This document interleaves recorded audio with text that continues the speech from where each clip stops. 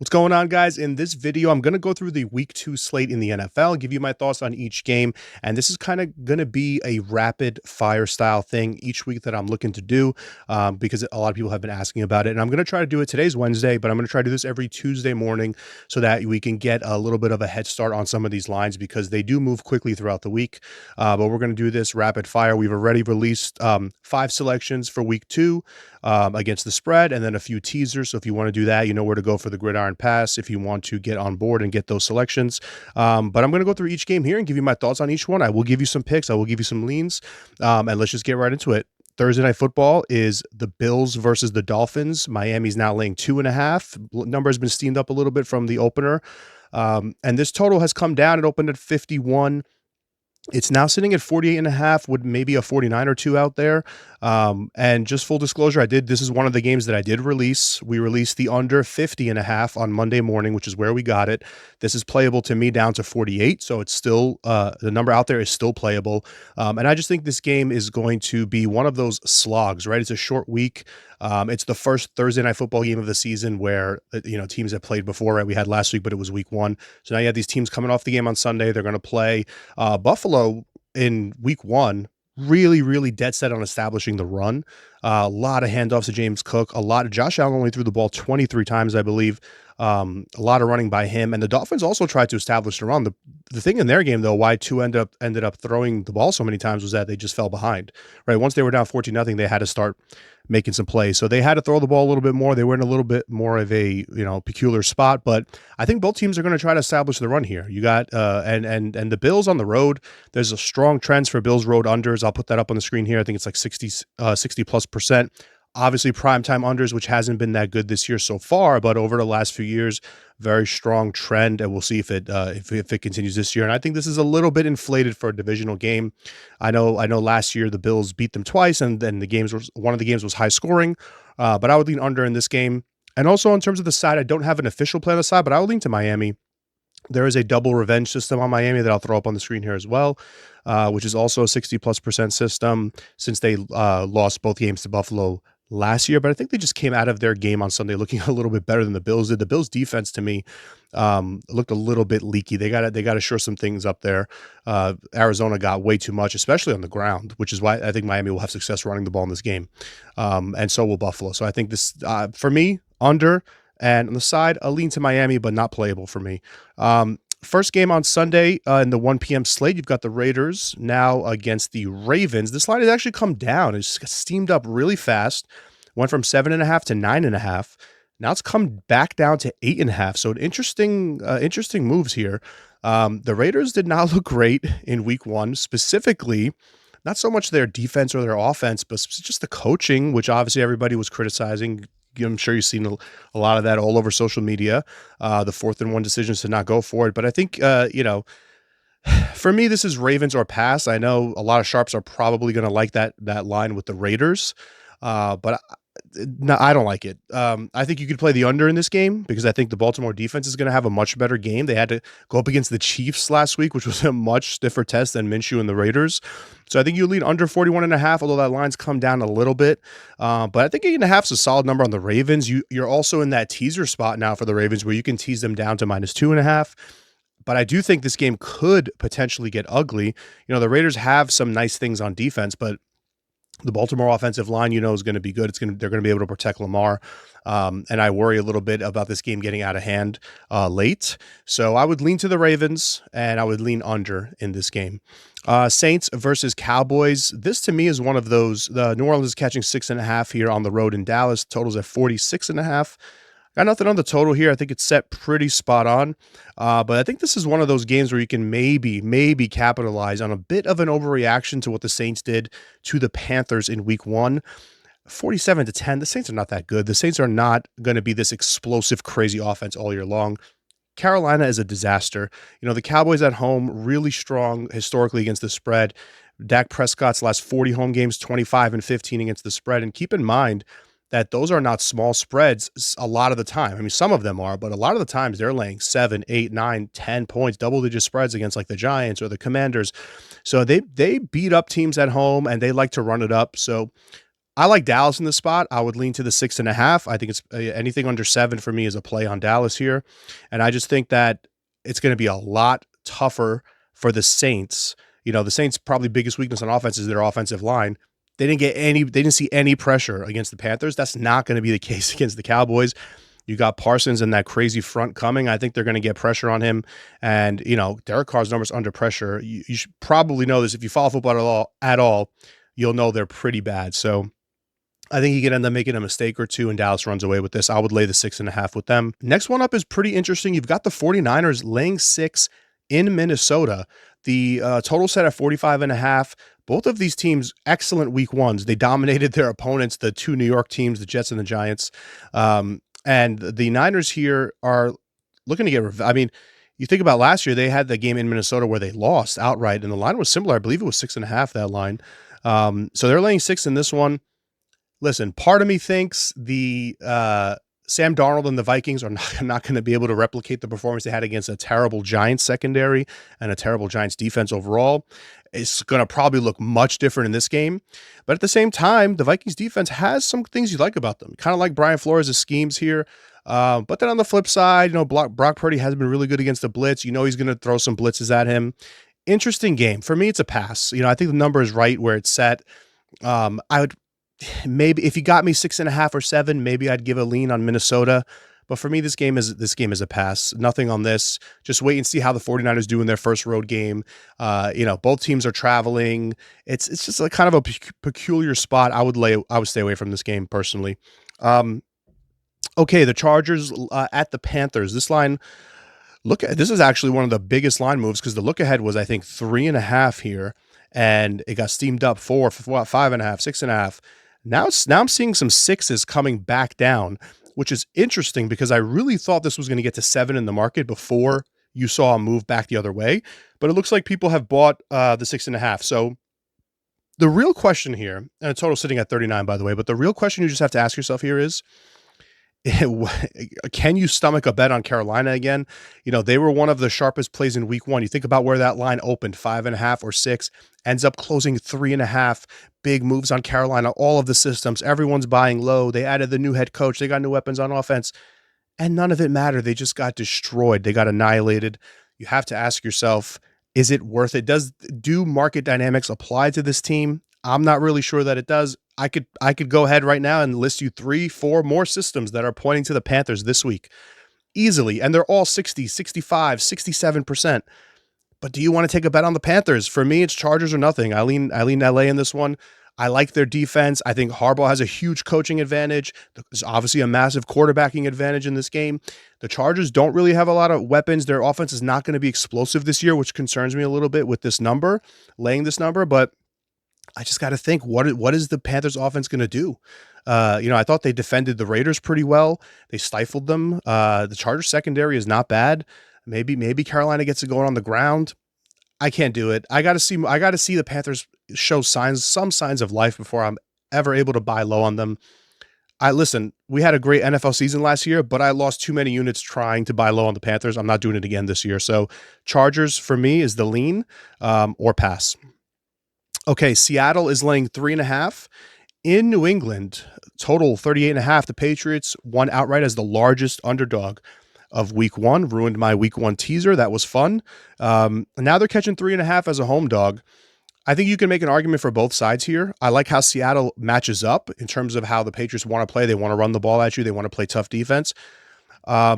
But I also think, maybe there's a little bit of a letdown for New England in this game. The flat spot after you went outright as a dog, there's data to suggest that. But then again, the Seahawks have to travel after a home game. This is a tough place to play. It's never easy. The Patriots do have a really good defense. They know Geno Smith pretty well. He's been in the league for a long time. For me, I don't see a lot of offense in this game. This total is now sitting at 38.5. I saw it as low as 37.5. It looks like it's steamed back up. 37, 38 is kind of a key number range. At this number, if I got 39, maybe I'd play this under. My leans in this game would be the under. If I can get -3 on Seattle or -2.5, which I don't think it's going to get there, but that's where I would lean on the side. I would lean Seattle. I just find it hard to believe this Patriots team, with the amount of talent on this roster, that they're going to start 2-0. Maybe they cover this. Obviously, they can lose and cover, but for me, This game is an under or just pass. I'm not going to be playing the side in this game. I will observe it. I'll tell you this: if the Patriots win again, they could be strong fade material in week 3, maybe, but we'll see how it goes. Pass, just pass on that game. Colts versus Packers. Indy is laying 3 points on the road. Total sitting at 40.5.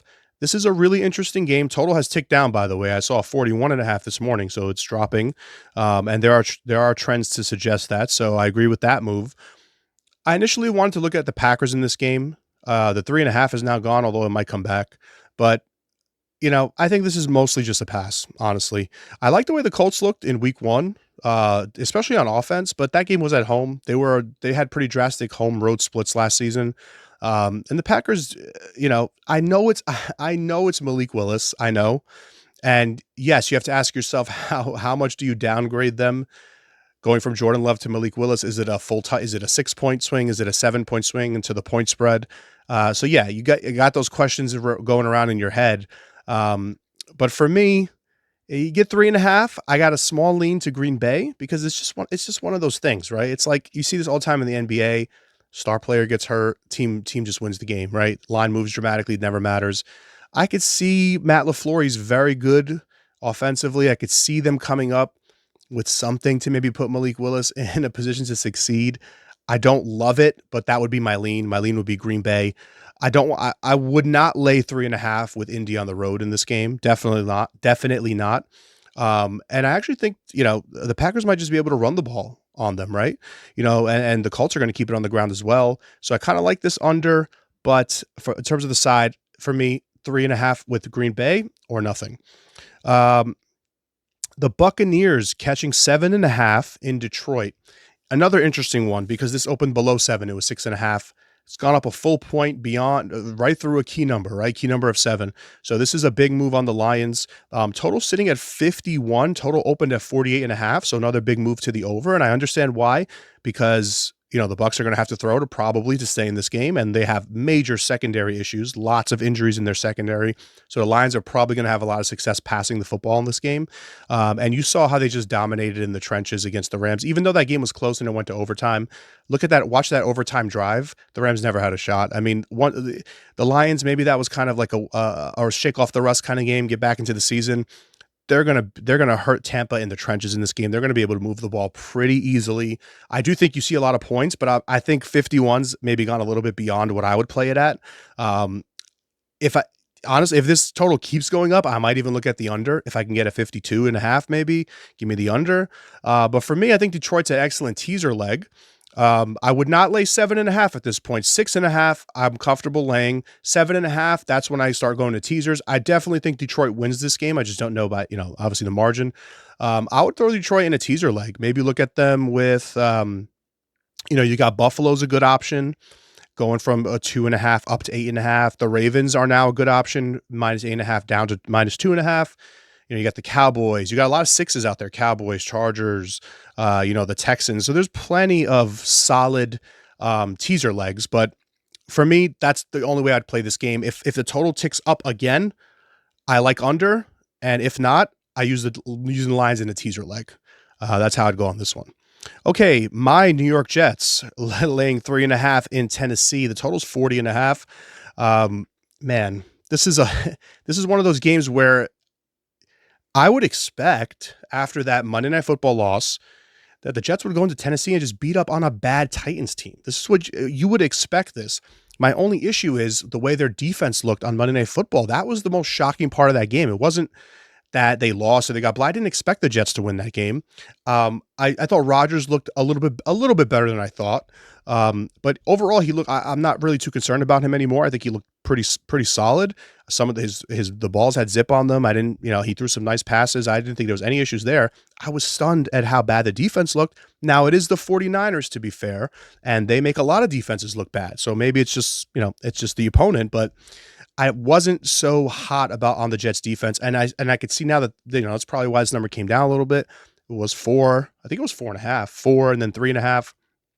I actually think this total has gone down a little bit too much.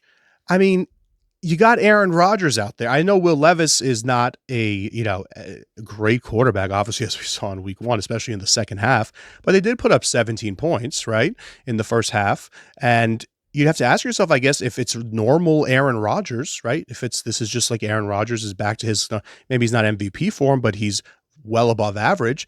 Can you post a 40 out there? I mean, this a 40 is a little bit too low. I kind of would lean over in this game.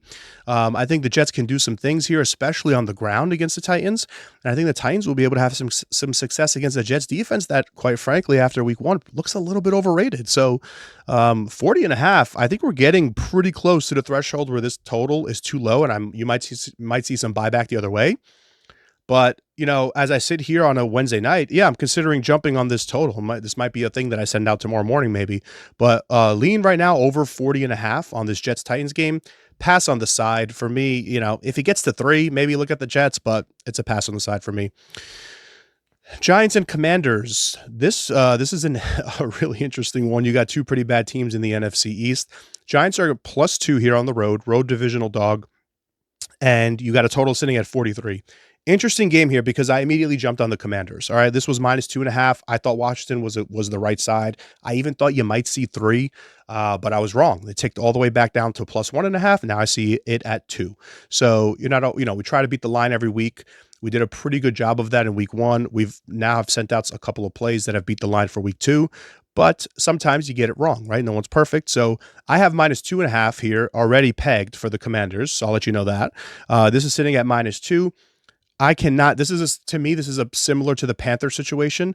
I cannot get behind Daniel Jones until I see something from this guy, man. He looked so bad in week 1. You want to say it's the blitz, Brian Flores' defensive schemes, whatever you want to say, but it did not look good. And I know how bad the Washington secondary is. I know they're projected to be one of the worst in the league, but I think right now you got a big edge at quarterback. I like Jaden Daniels a lot, and I know he didn't throw a lot of great passes and let it rip in week 1, but I like the way he moves with his feet. He scored 2 touchdowns on the ground. And Brian Robinson, I also like. I think they're going to be able to run the ball a lot on the Giants. I think they're going to move the ball easily. And again, I know their defense is weak, but at home against a divisional opponent that you got swept by last year. Remember, the Giants won both of those games last year, so this is a double revenge spot for Washington. I like the Commanders in this game. I think they win this game. I also would lean to the over. I think you'll see a lot of points. This had hit 44, guys, at one point. It's now back down to 43.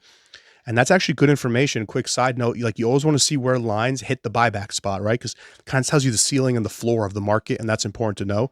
So at 43 here, remember 43 is a key number, 42, 43 in totals.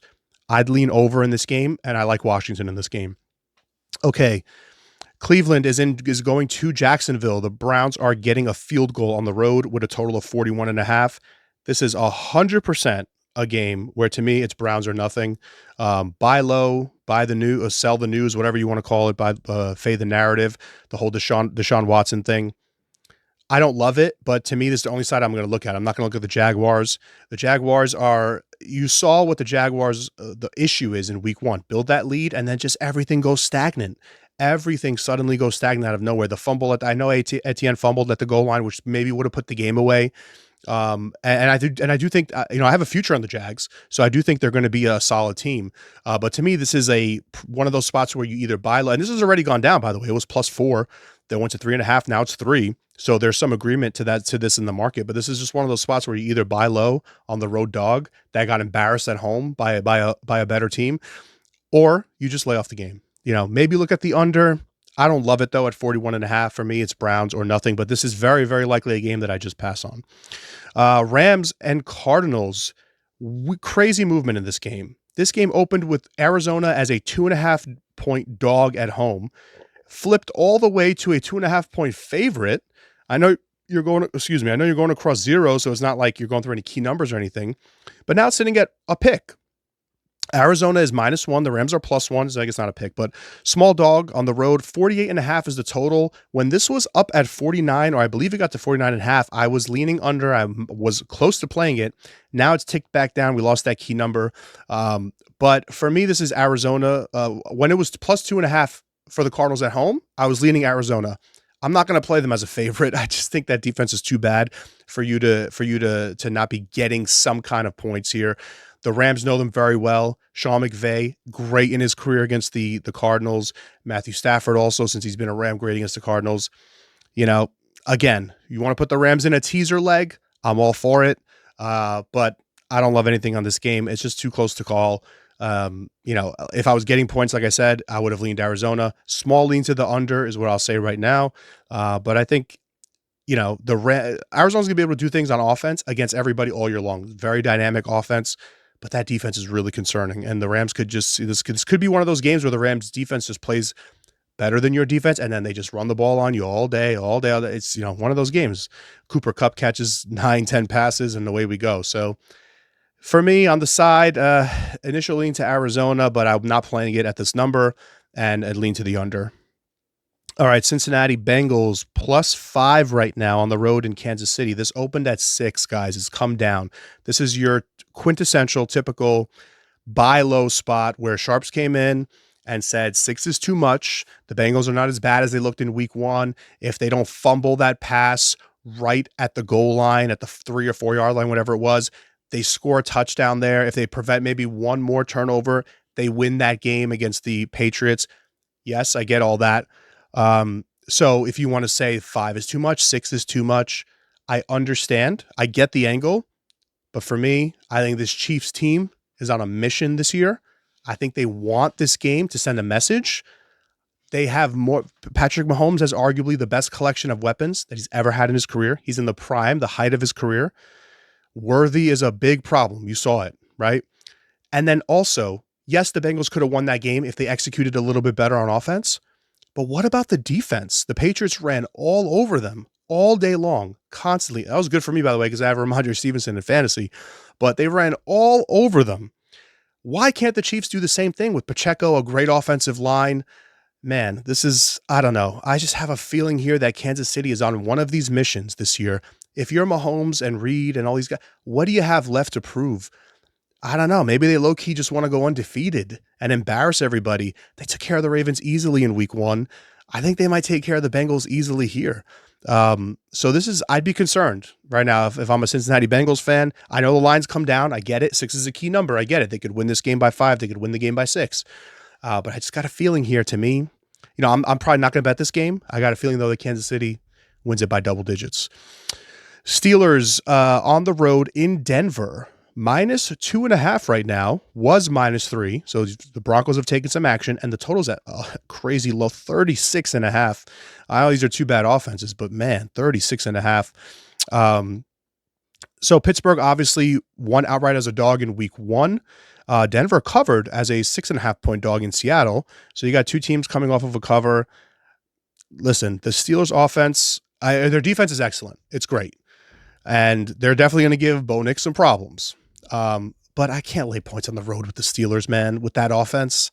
They didn't even score a touchdown in week 1. I know they won the game, but they didn't even score a touchdown.